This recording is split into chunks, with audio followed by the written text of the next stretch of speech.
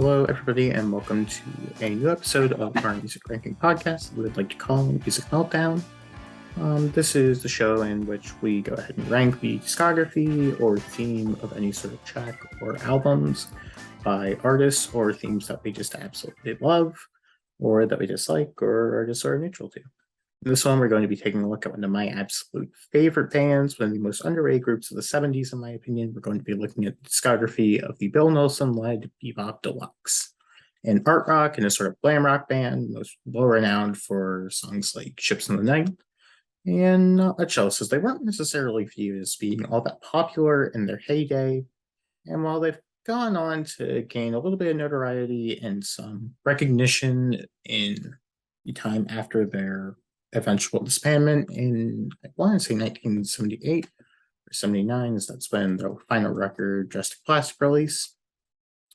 They've gotten a little bit of critical appraisal from that point on, but generally speaking, they're not that well known. And to those who do know them, I'd say a decent bit of them just sort of view them as a David Bowie or a T-Rex light. I pretty strongly disagree with that. As said before, they're one of my absolute favorite artists, and I think that they are insanely underrated. That being said, they have 5 records, and I think that it is only appropriate that we get right into it. At the bottom for me is going to be their record known as Modern Music. This was their 4th studio record, coming off of their most commercially successful Sunburst Finish. And it kind of feels like this is their first record where they aren't necessarily growing as much of a group, and they're kind of just following in the former steps of the record beforehand. Um, it's not as great as Summer's finishes, but I mean, it's still very good. I love Orphans of Babylon as an opener. So like Capers is great, as well as Kiss of Love. And I really do think that most of the songs that open out this record are just wonderful and really great showcases of Bill Nelson and the group that he was working with at the time. The main draw of this record, to me, is the second half, though, which acts almost as a bit of a medley in a way. It's really fantastic to me, and I think that just adds so much to it. My favorite parts being Dancing in the Moonlight, Dance of the Uncle Sam Humanoids, and the reprise of Modern Music. And at the end of the record, I as well love Forbidden Lovers and Down on Terminal Street.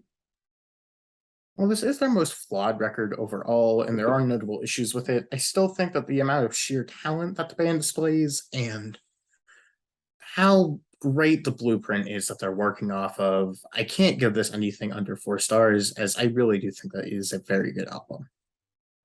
With that being said, we're going to move on to their final record next, the 1978 record known as Drastic Plastic. Whenever I first listened to this record, because we were going to do this video a good bit ago, this was pretty definitively my bottom. I thought that it didn't necessarily work as well, but it has clearly gone up a spot, now being above Modern Music and as well being a 4-star record for me. Rather interestingly, they actually decided to take a spin into the rather new wave at the time. And Bill Nelson is kind of a weird singer in terms of glam and art rock because he doesn't necessarily have the power or the sheer passion or the bravado that, say, a David Bowie or an Ian Hunter or even like a Mark Bolan have. He's far more suited for this sort of new wave and more nerdy style of rock that he just simply wasn't able to showcase because of the era in which he sort of operated from. And on this record, I think that he is best suited. However, it's maybe just not his best material overall. He is absolutely extraordinary throughout this entire catalog. He just showcases why I think he's one of the greatest guitarists of all time. The amount of just showmanship and control over his instrument that he's able to showcase is truly tremendous. And even whenever he's being surrounded by new synthesizers and a bunch of different musical ideas that he maybe wasn't used to at the time, he's still able to make it work in such a beautiful and iconic way that I can't help but just adore him more and more. His writing is on top form, and with songs like Electrical Language, New Precisions, Real Estate, Love and Flame, Panic at the World, Dangerous Stranger, and Island of the Dead, it's really hard for me to deny a record that I think has as strong as songs as those, and as well as working with such a sort of disadvantage is going into a very new style at the time. It's another record that's going to be a very solid 4 stars. As I said, it's very, very good. And the only reason why I think it's a little bit lower is just because I think that the band has better overall material, such as their debut record, Axe Victim. And this is probably their least inventive on a purely musical standpoint. You could kind of tell that they were drawing a lot from bands like T-Rex and what Bowie was doing at the time. And it's not bad at all. Bill Nelson is utterly incredible, as he always is. And this is a totally unique version of the band. To my understanding, this crew ended up getting replaced on the next record. And it is kind of unfortunate, but you get why. They very much are being your like prototypical glam band, but Bill Nelson is able just to elevate it. And pretty much track by track, I think that this record is very, very strong. I love Axe Victim. Love and Swift Arrows is very good. Jet Silver and the Dolls of Venus is great. Night Creatures, No Train Heaven, as well as the closer Darkness. And I wouldn't call any song on this record bad. I don't think that they have a bad song throughout all five of the records. I do think that some of the moments where they try to be a little bit heavier here don't necessarily play into their strengths. I like whenever they incorporate a little bit of the pop, a little bit of the artiness, not necessarily go for a little bit more of a hard rocker nature, but it's never bad. It's just not my preferred nature of the band. My favorite thing about the record, and kind of goes for most of the records, is just the sound of his guitar and the solos. I've already gushed about him enough, but Bill Nelson is just utterly extraordinary in my opinion. He can basically do no wrong on any of these five records, as far as I'm concerned. And it makes this album have such replayability to me because he is just so good, and I could listen to him and the rest of the group over and over just based on that alone. It's a very, very strong 4 stars. I think this record is very good. As you can see behind me, I own these two on vinyl for a reason. I think that these two records are pretty much perfect. They're both really easy 5 stars for me. I think that they're absolutely amazing. There's very little separating either of them from being my top slot.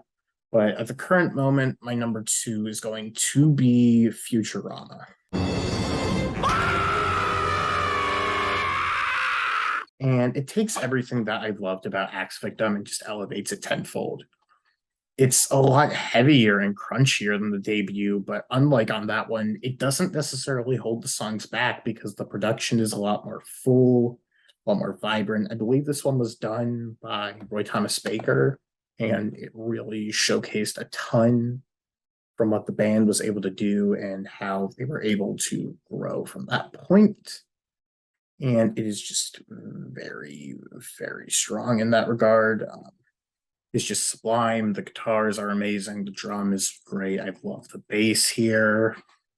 They're adding in a little bit of keywork and a little bit of synthesizers, which would grow even more prominent and be part of the main reason why I do end up preferring Sunburst Finish. But how they start adding it and how it marinates into the sound so harmoniously is just incredible.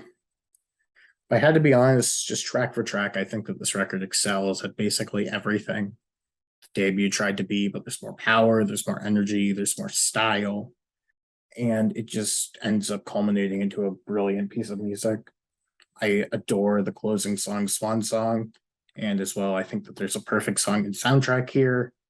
It showcases how just excellent this band is and reminds me a lot of Roxy Music, but turned up tenfold. Overall, like I've been saying, I just think that this record is absolutely fantastic. It's among the most underrated records of the entirety of the 70s to me. It's an easy 5 stars. I just think it's utterly exceptional. And very few things could top that, but for me, Sunburst Finish is even better. It's a pretty different record from Futurama overall. It's got a lot more art pop and acoustic driven material compared to it. Not to say that there aren't any rockers and that they removed electronics, but it goes to that sort of sound a little bit less often here. And I think it's just utterly incredible for it. There's not a time for me to say track for track. I just think that they're all really just something amazing. And well, they're never necessarily that big of a lyrical band. I think on this record, especially everything just culminates in a way that on the previous ones it just simply didn't to me. My favorite songs here are probably Heavenly Homes, Sleep That Burns, Beauty Secrets, and Like an Old Blues. But there isn't a single song here that I wouldn't just call exceptional. To me, it's one of the peaks of the 70s as a whole. It's just an incredibly tight and immaculately performed record. And as I continue to listen to it more and more, it continues to creep up into being one of my absolute favorite records of all time. It's pretty easily 5 stars, and I can't recommend you get this record enough. It is just tremendous. And yeah, there's not a ton more for me to say about Bebop Deluxe. It's 5 records, but I think all 5 of them are just absolutely essential in so many ways. I think I hear a lot of people say that they're just another stereotypical glam band. Like, just listen to David Bowie, just listen to T-Rex. But to me, there's so much more than that. They have so many interesting elements. And Bill Nelson is coming from really different and a sort of futuristic point of view for the music that he's making. And it comes together to be something incredibly to its own and incredibly unique and undeniable to me. I just think that they are pretty much a perfect rock band. I didn't mention it, but the keys added on Sunburst Finish are just utterly amazing. And so much of the other playing on this record is just to die for to me. I can't say enough great things about Bebop Deluxe. I highly implore everybody that watches this, gives them a big ol' listen, because all of the records are for sure worth it. That being said, I'm very happy that you went ahead and watched this, and I believe that the next episode that we are going to be doing on this channel, I'm going to be having a friend come in, and we are going to be discussing the band The Killers from the 2000s. Really, another one of those bands that I think aren't necessarily critically reviewed as much as they should be. They kind of get a bunch of middling reviews, but I think that they're a very impressive group and a very good group. And I'm going to be having my friend Chris to discuss these, and I'm really excited to get into them. That being said, I hope that you all have a great one, and I hope that you enjoy it. Thank you.